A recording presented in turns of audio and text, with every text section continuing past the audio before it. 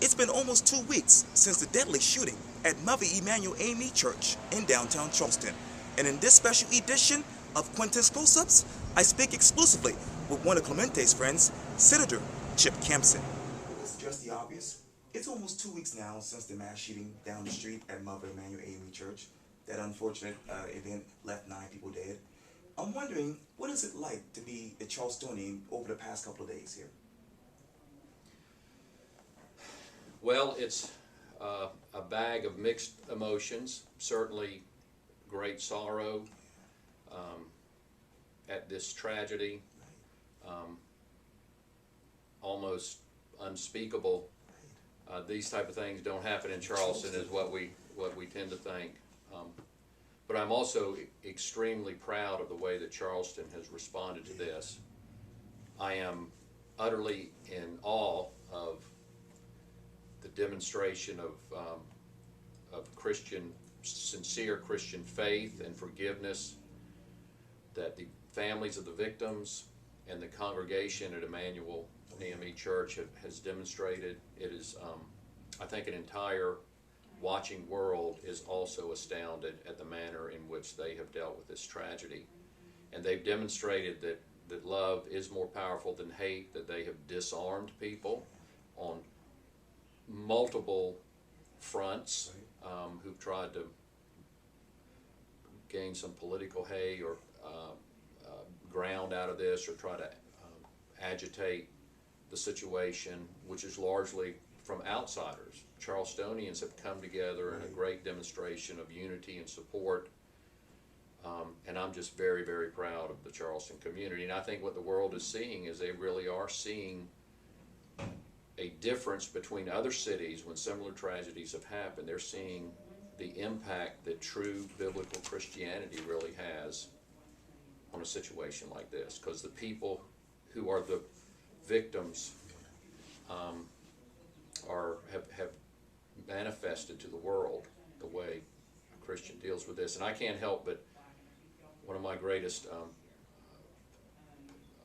writers and thinkers of the 20th century, one of my favorites is C.S. Lewis, who is a brilliant man.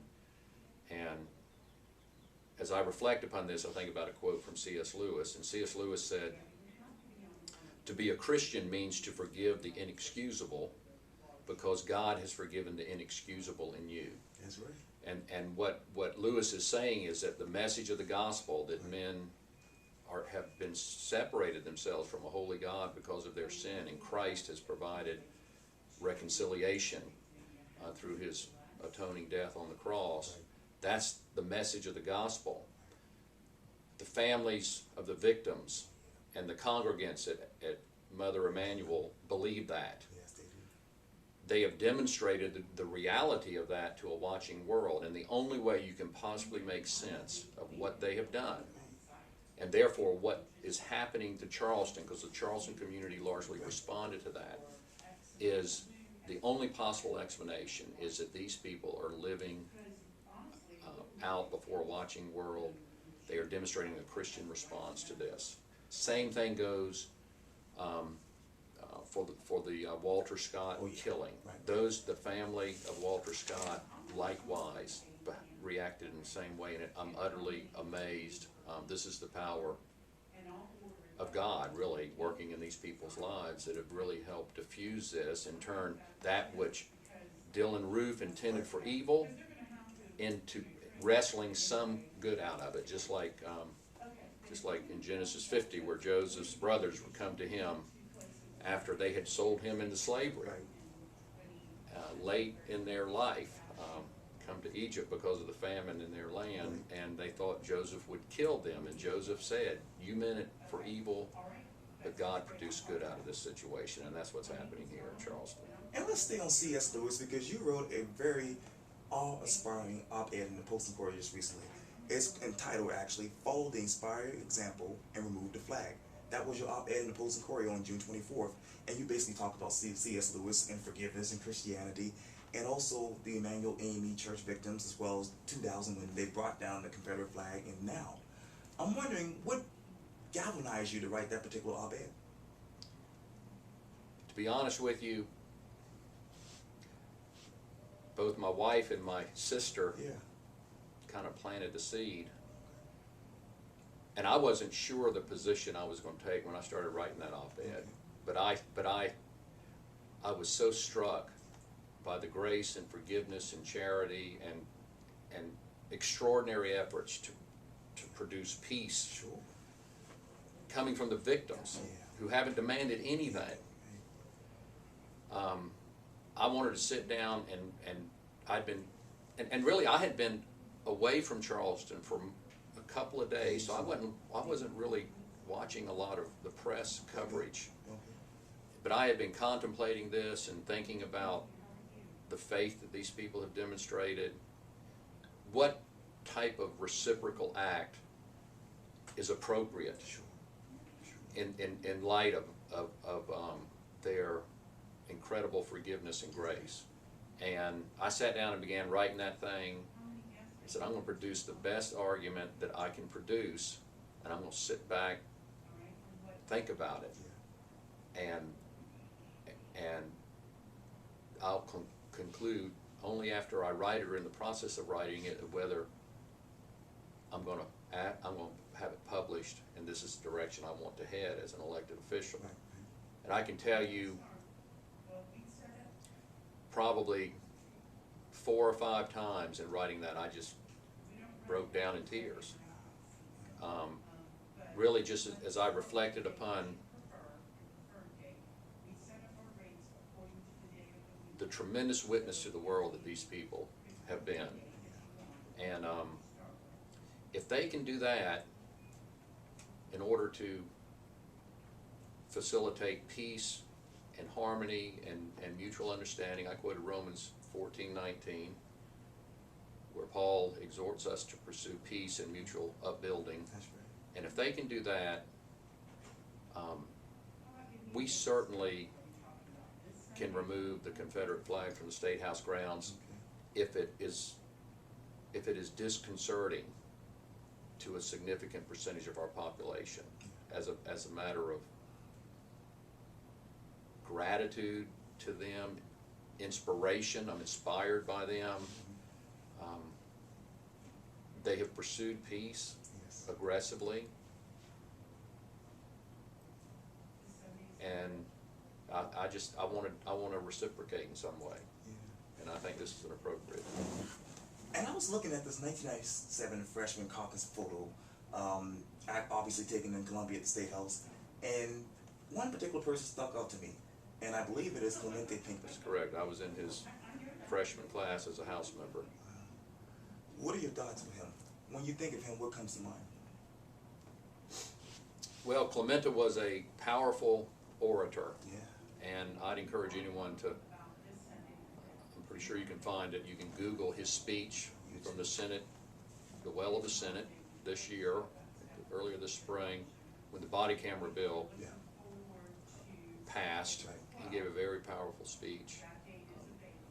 But he had a unique combination of being a powerful orator and also a very gentle man. I mean, he was the definition of gentleman, in that his demeanor was gentle. He would come to the podium and he would be very powerful.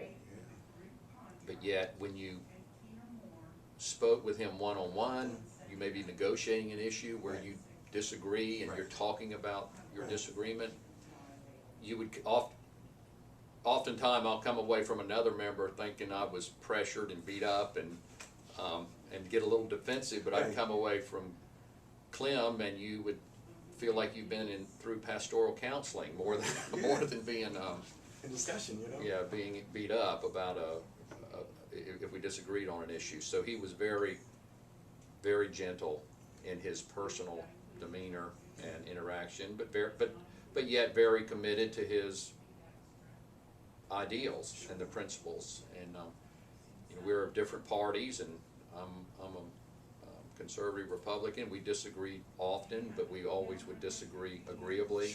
In fact, the entire state legislature really is marked by that trait. Particularly the Senate. There's only 46 of us. We are all very dear friends. Losing him is like losing a family member, because even though we disagree, and of course sometimes we get upset, we may get angry with one another, but that always fades away, and we always reconcile those relationships. And I think every senator in South Carolina would agree with that analysis of the relationships that we have. I think that's very special, and it's very important that we never lose that. In Washington, unfortunately, I believe that members, particularly in the House, because there's so many of them, there's so many staff members, rarely really interact. They don't even vote together on the floor. We spend hours every day on the floor voting together. We spend hours in committee meetings, sitting next to each other, talking about issues other than political issues. And so it's that relationship is important. I think in addition to the reaction that the victims and the precious people at Mother Emanuel had to this tragedy, I think you see the relationships in Charleston that are true, sincere, well-established relationships that cross party lines, that cross racial lines, that cross socioeconomic lines, because we are a small, charming southern town.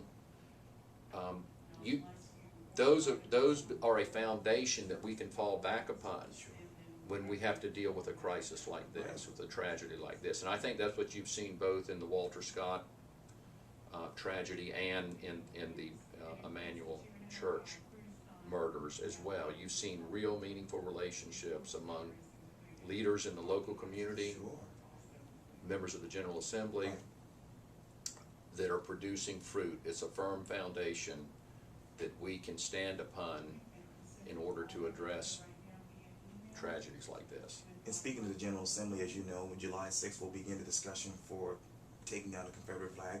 Tell me, as we sit here right now, what do you want to see happen next? On that issue, I want to see it removed from the State House grounds, because it is found or considered offensive by a significant percentage of our population, and I want to do that as a matter of